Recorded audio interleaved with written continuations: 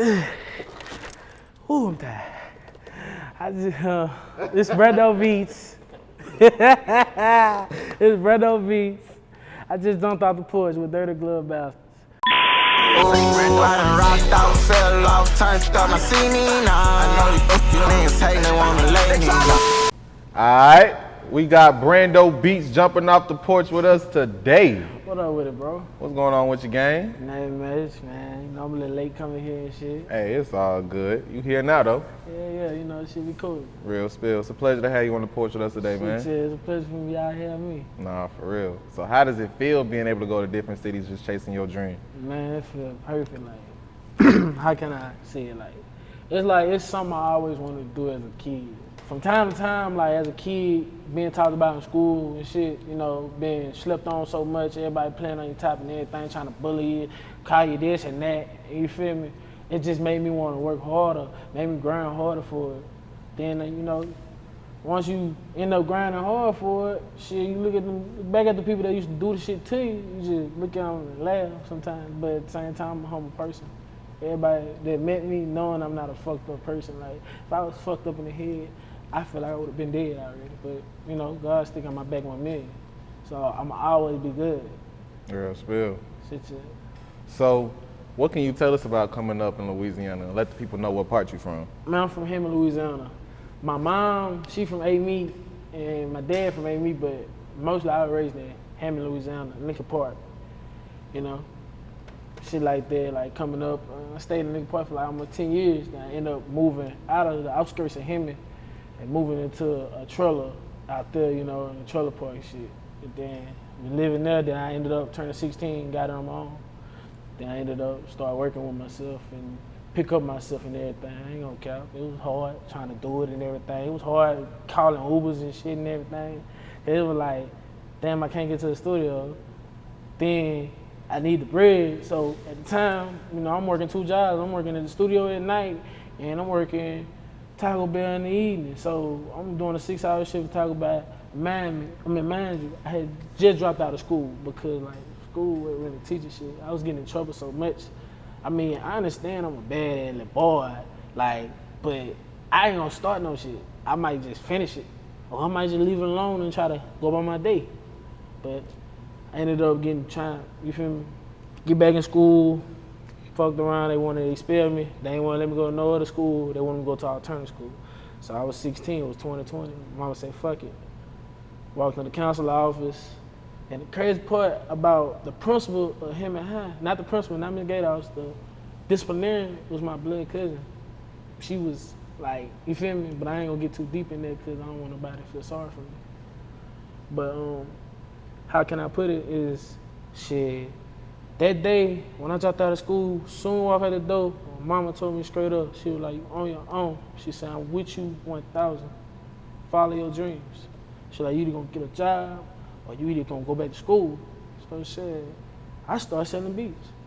Shit, I mean, I was making it. They might have been sounding ass towards some people and shit, but I started just selling them bitches, 15 a pop, 30 a pop, you know, trying to get shit together and everything. Then for my grandma, my great grandmother, as that, you know, her, my mama raised me, see my dad, he been, you feel me?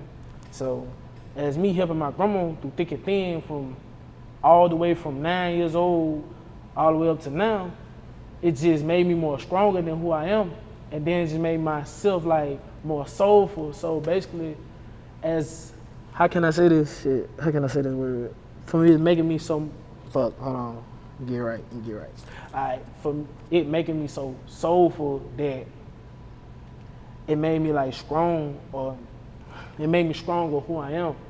I'm a little nervous because, you know, it's my first time doing this. It's all good. But, you know, I'm going to get it right. I mean, y'all probably might cuss on the porch side, but I ain't tripping about all that. It's good. You keep it all in. Nah, we're going to keep it raw just for you. Yeah, so where I was talking about raised by my mama and grandma, right? So, you know, basically my mama was like my dad in my life.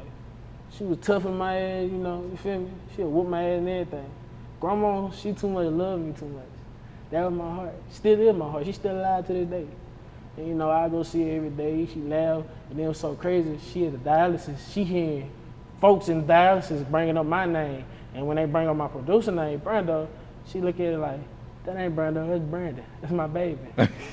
I'd be like, damn, like, grandma, why you doing that type of stuff? But, you know, then my mom, you know, people would walk up to her and be like, the same people that used to try to play on me so much, they walk up to my mom and be like, oh, Brandon got it, Brandon good, Brandon this, Brandon that.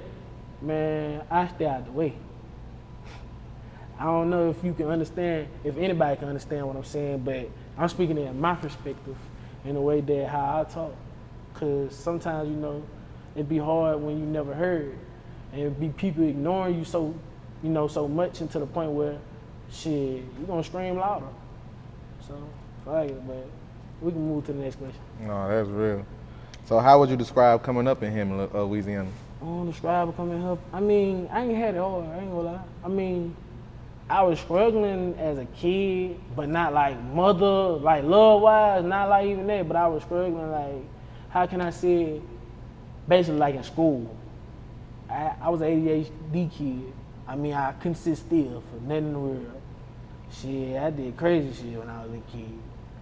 But man, I ain't gonna lie, mom took me up real shit. Then shit, ended up coming my uncle. My uncle Ro Malice. He, you know, you feel me? He rap. He was a big dude. Mm. You know, he might have, like when I first met my uncle, he was mean. I ain't like him. Then I started getting deep down to understand where he was coming from and how he, you feel me, how his environment is. So I ended up starting hanging around my uncle multiple times, like a lot. Every day, every weekend, I'm at his house. Then I ended up on his homeboy. We was at meet one day. I just got kicked out of school. He was like, you coming with me for the weekend, I'm gonna punish you. He ain't even want to punish me. He just wanted to try me on something, see if I was gonna make myself out of something. So like, went to a studio. It was in a trailer park. I mean, he was in a trailer. It was his homeboy. I forgot. They were two brothers. Their name was Bill and Dylan. That's their names. So Bill was just sitting there. We was just chilling. I was just sitting there, you know, just moping around, playing around with music. I always loved listening to beats and everything, music. So my uncle was in the check getting his haircut. My Bill said, he told Dylan, he said, man, let me teach a little nigga something. He said, let me see a laptop. He said, I'm finna teach you something. So he started playing, he showed me FL10. So he started playing around with it. Then I ended up started playing around with it and I liked it. Then shit, when my mama had got me a phone, man, this is when I first started to know about Wi-Fi. See, when I was raised up, like, between, I say 7 and 8, I didn't know what internet was. Shit, I was outside, playing around like, you feel me? Like a chicken with his head cut off. But, how can I say shit? Where I was at?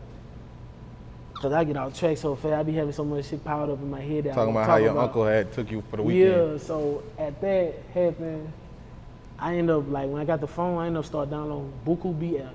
So I'm in there just playing around with beat apps. I'm showing my uncle what I could do. He was like, man, you teach my nephew something, I ain't lie, he good. So my mama, 8th grade year, I had did track and field, I was throwing a shot putting discus. Man, my mama ended up buying me a computer. Cause I passed 7th grade. So shit, we were laughing and talking. Mom walked in the house. Boom, here you go. That's what you want, ain't it? Cause think about it, like, my mama, I'm gonna say this, I ain't really get a Christmas present like that. My Christmas came around tax season. Like, if anybody can, like, validate, anybody will know, like, nigga, like, you'll know when time's rough and shit, your mama trying to help you and shit, and then your mama on your own. Like, she on her own. Mama strong woman. Grandma is too. But shit, they ain't struggle with me. I mean, they love me to death. They ain't show me no flaw, they ain't hurt my feelings. Only time I probably got hurt when I got my ass whooped. But shit, it was good, like living good with your people, but like out there, without the people, it's like I was getting bullied a lot. It's like everybody was playing on my top a lot of times. It's like everybody was trying to lip me and me. Then, you know, for me being so nice and shit, it just, I let them do that. But cause I know one thing, that God got my back. And God don't play, you feel me? He don't play about his people. You can play with his people, but he don't play about his people. See, you gotta think about it. What goes around comes around. But shit, we can move to the next question. That's real. So at what point would you say you started getting consistent with the production? Oh man, when I started getting consistent with my uncle died. He died 4 days after my birthday. Damn. It's crazy because it was 2020. I'm chilling, laughing and talking, just, riding around with my homeboys. Shit. And around the time I was hanging around a lot of people around the time. I was hanging around like buku people. Just out everywhere. Including them too. I was hanging around with them too. And shit, But like one morning, I think one night, I was sitting at the swing my mind was just blank for a while. I'm just quiet. Then a tear started falling out of my eye, like, what's wrong with me? So I wiped it off, went home that night, woke up that morning. All I could do was wake up. When I woke up, walked to the front room. My grandma had called me, woke me up, so I'm helping her get herself right, bathing her and everything. She get a phone call. Now my uncle, he went in the hospital for pneumonia. Come to find out, they had him under sedation so long, he ended up having a heart attack. He lost his kidneys first. Then he ended up having a heart attack, he lost his heart. So he ended up gone. Then all at once I heard my mama say on the phone that he dead. And my mind just blank. And all I could do was just walk in the room, my grandma would scream. And the crazy thing is that same scream she did when my baby sister had died. All I could do was wake up that morning when I heard her scream. And then my mom was like, that's the first time I ever seen my mama like actually cry when she lost her child. Then I was the only child too. Like, I was getting everything I want, but I was lonely too, cause like on my daddy's side, I got brothers and sisters. I talk to my brothers. Sometimes if I get along with my sister, I'll talk to her sometimes, but it be times like, you feel me, I'm in a box. I lock myself in a box. I like to be by myself. Cause being alone is like, it's the best thing in life. It might not be the best thing in life, cause it'll probably make you miserable. But like, with me, it won't. Why would it make me miserable? Shit, I got everything I want and need. Shit, all you need, you feel me? If you gonna feel miserable, shit, do your hobby and lock yourself with that hobby. And that's what I always been doing. So what made me so consistent was when my uncle died, I just ended up going to my room, locked myself in the room for weeks. I ain't even go to work. I locked myself in the room for weeks, just making beats. My grandma called me, I'd come out quiet, do everything she asked, walk back in the room, making straight beats. All through the night, through the day, to the time I wasn't sleeping. Then all at once, I got this text message from a dude, what's his name? Hitman? Yeah, Hit. So he had hit both of us up. Around the time, like, he put me and him together. See, we been kind of knew each other because we used to play football together. But it's crazy because me and him used to go to Hammond High together. And we went to kindergarten together. He probably don't remember. Fuck it, though. But, what I was saying? Because I'm getting off track because I'm putting 3 different things together. Oh yeah, you was talking about how he had you up. Yeah, so he just hit him up and hit me up. He said, y'all come to the studio. So he said, let's make something for B.Y. Young. So around the time, B.Y. Young had just dropped his first song. His Youngboy brother too. He just dropped his first song, Don't Tell Me You Love Me, I Got Some Dead Friends. I'm like, that bit hard when he dropped that bit. So shit. He said, let's make some shit for B-Way. I said, all right. He said, send me some shit for B-Way. I said, all right. So I ended up sending some shit. Now, the crazy part is, it happened that next month right after my uncle died. But my uncle died on April 20th. Then the next month on the 20th, I get a phone call that I played with B-Way. And I'm looking on the phone, like I'm going through, you feel me, snippets. I hear my beat in the back. I'm like, nah. This shit personal. Shit. Then I started taking it serious. I was playing around with it, plenty of times I wanted to quit this shit. But people would tell me that you don't need to do this. Like, bro, this your hustle. Like, you feel me? This your grind. This your hobby. Do it. This your mode. So what made me more consistent to this was when my uncle died, and the next following month I started getting placement with Youngboy brother. Then we end up locking in. Then me and him locked in. We end up locking in more with you feel me, with B-Way. Then shit, we just turned up. All at once, I turned up. Like, for that short period of time I dropped out of school, my uncle died, I didn't end up turning up off beat, like back up, like up, laughing. So I'm like, damn. I started seeing people repost my shit. I started seeing people that didn't even like me in school repost my shit. I'm like, you ain't even like me. Why you reposting me? Cause they know you. Right, like you can say you know me all day. Right. I'm just gonna look at you and laugh. Like Right. I'm like, yeah, it was good. Yeah, remember we did this in school? Yeah, I remember that. Yeah. Laugh off and walk off like I don't give a fuck. Right. Because at the end of the day, I know what you did. I seen it with my own eyes. Go on now. Straight up, just like that. Yeah, but after that, when that happened, I turned up. Shit, I ended up starting working with Red on the track. Red, you know, I ain't lying. He brought me out that trailer park. That one thing. Shit, him, I ain't lying. I shot, you know, you feel me? I can't only say Red. Him, a dude named Markel, Marshall, Tron, Tidy. I ain't gonna lie. TJ too. They all brought me out. Him too. They helped me. I mean, shit, I was down. I mean, it was times that I removed myself from the people that was on a different level from me. Even though they were my best friends and they were close, I removed myself from them because I see that they winning. I mean, I know I could be on the winning team, but I'm finna go down to somebody that's on my level, and I'm finna work my way up to get myself on the winning team. So, you know, as that happened, you know, time flashed by and shit. Everybody, you know, they doing their own shit. And I just started back, you know, we started back just making beats together. Cause at one point, we fell off. But, you know, we ain't let nobody know that we fell off because it was stupid shit, you know. Me being fucking, you feel me? And I let that shit go though. But then, shit, that made me consistent right there. That's real. That's some real shit. So talk about that YB placement that turned you all the way up for the world to know who your name was. Oh man, that shit crazy. But shit, I ain't lying, I can't only say I got placements with YB neither. I got placements with Jacquees.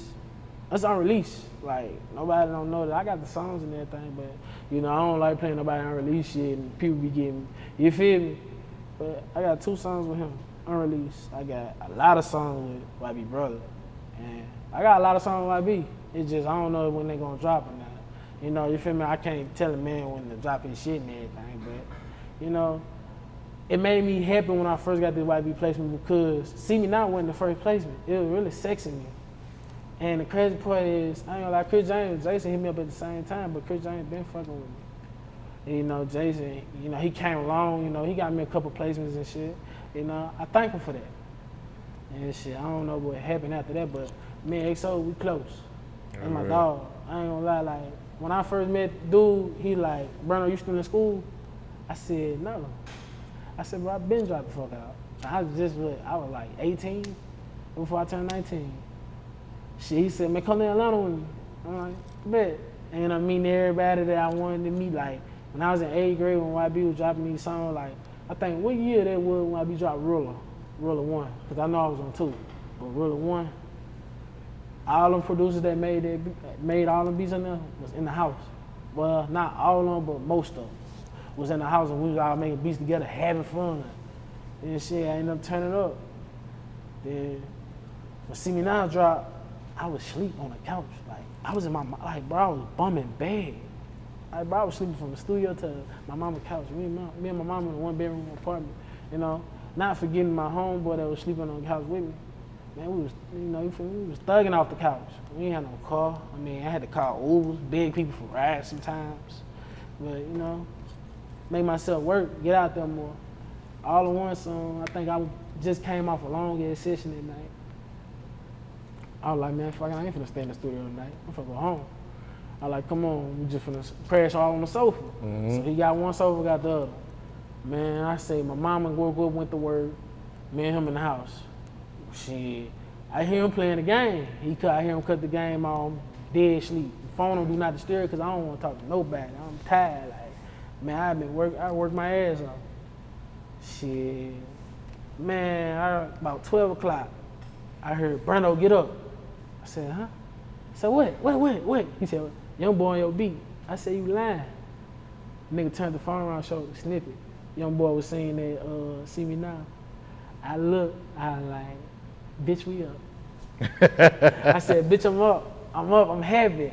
Cause like, I'm like, nigga, I've been aiming for this shit since I first got in the industry with his brother.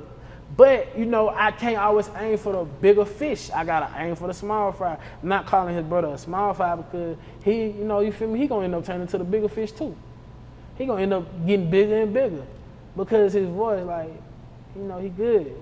But shit, not talking like that, but man, when I woke up to that shit, it's like, that shit, it felt like I was in a dream. Like, I'm like, what the fuck? Like, nigga, this nigga can't be on my beat. I already knew he was on Sex Me, but I'm like, I ain't no way he dropped this shit. I'm thinking he gonna wait till another year to drop this shit. Man, he dropped that shit May 14th. Same day Colin had to do, I think, Purple Flags with Rob 49.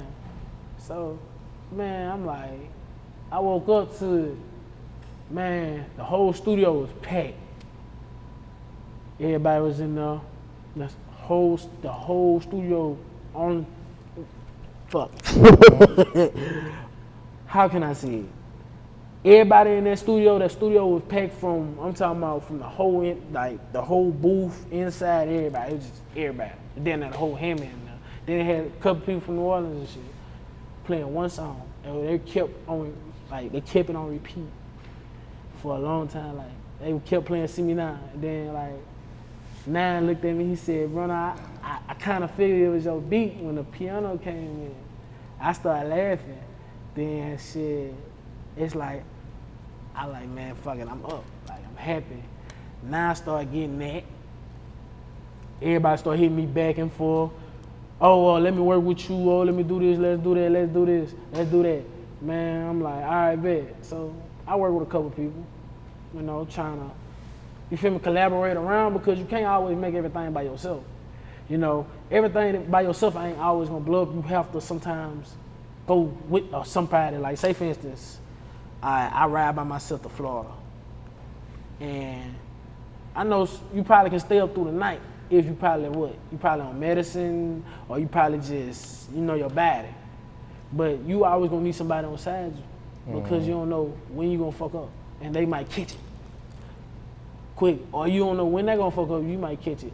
And that type of shit like that. But back to the YB placement, it's like I woke up into a dream. And I was like, man, I'm up, I'm happy. That's too crazy. I like, man, fuck. I like, damn. Then it just, after that, I think 2 days after that, he started dropping snippets back to back. I think I got like 4 or 3 snippets with my beats on. Man, I'm listening to the beat in the background, I'm like, let me hear this bitch. I go on my computer, play the beat, that's mine. Let me hear this bitch again, that's mine. Nigga said, Brando, this sound like your drums. He said, I know this ain't, he said, I know you played this ain't your type of flow you playing, but you trying it in a different way. He said, but this your drums. Cause when he heard the drums and I heard it and I played the beat, I'm like, that's me. So man, I started getting placement back to back with that nigga, like back to back. Then she turned around, I was just happy, like I was up. It's like, man, See Me Now is like my biggest placement. I feel like it's my biggest placement. Everybody think it's Dangerous Love and Sexy Me because they see John Morant bumping Sexy Me on the plane. I mean, that shit was hard. But Dangerous Love, I'm gonna keep it a band. I didn't really like that beat. I was just playing around on that beat. Never Lie, I feel like that was my favorite beat. See Me Now, Never Lie, and what else? Well, it's another beat I made from that's unreleased that I don't know the song name, but I know the beat. And I was like, yeah, that shit hard. That's crazy. But yeah, man. Next question though. Would you say it's hard to make it out of Hammond? How can I say it? It's not really hard to make it out of Hammond. You just gonna need the bread for it. But sometimes it might be hard to get to the bread. But it's really not hard to make it out of Hammond. If you do it the smart way, the legal way, or the illegal way. But if you do it the illegal way, you probably gonna 9 times out of 10 come back there. If you do it the legal way, you probably ain't gonna look back unless you come back to your family or family reunions or your memories and shit. But it's kind of like, it's not hard to make it out of Hammond. Right now, with the shit that's happening in Hammond, it's kind of making it hard for people to leave Hammond because, you know, that's their life there. But, you know, Hammond, they trying to turn Hammond into a war zone. You know, police dirty. Niggas out there killing their own family and shit. and everything. But you know, I don't be knowing that, you know. But it's easy to make out of Hammond if you take your mind and use that motherfucker. What's some changes you'll make in the city? Like what you mean by the changes? What changes you'll make in Hammond that when you get to the point where you want to be in life, you're gonna come back to Hammond and make this change? What I do, I help the community, but I don't know if the community want to help themselves on some shit, because like, how can I help? You feel me? How can I make a change if some of the people don't want to make a change for themselves? And at the same time, I mean, yeah, I want to build a school for like Louisiana and Hammond. I want to build a school where when you go to school, it's gonna be like a high school, but I want to make this school like a college type shit. Like everybody going there basically learn what they want to do. I mean, I know you're supposed to learn that in college, but high school, that shit, man, whoever need that shit, they can go, bro. The school I want to build, it's gonna be like a music school, a school like where you want to do everything. Like basically, like, it's gonna be like a college, but it's a high school. I'm gonna make it legal to the point where you could graduate from this, get a diploma for this, and then when you show people your shit and everything, your talents and everything, shit, you know, let them know that you raw and shit, you know, you feel me? You up. Cause all you gotta do is stay consistent, keep your name out there, promote yourself more. Real shit. And then after that, the next change I do is kids. Like, I want to put them in a better environment. I mean, shit, some kids, like in Hammond, these little motherfuckers be clutching iron. Little motherfucker come to the studio this short, got a big ass gun in their hand, big ass pistol in their hand. Coming on there, I gotta let the mic down for them, and they rapping like a motherfucking grown person, like saying the really shit that a grown person would say. And I'm looking at these little niggas like, man, what the fuck? Like, my generation wasn't even doing that like that. And it was crazy because I'm looking at it like, damn, these little niggas, yeah, they different from my generation. These little motherfuckers here killing each other. I wasn't raised on, you know, you feel me, picking up a gun. I was raised on fighting.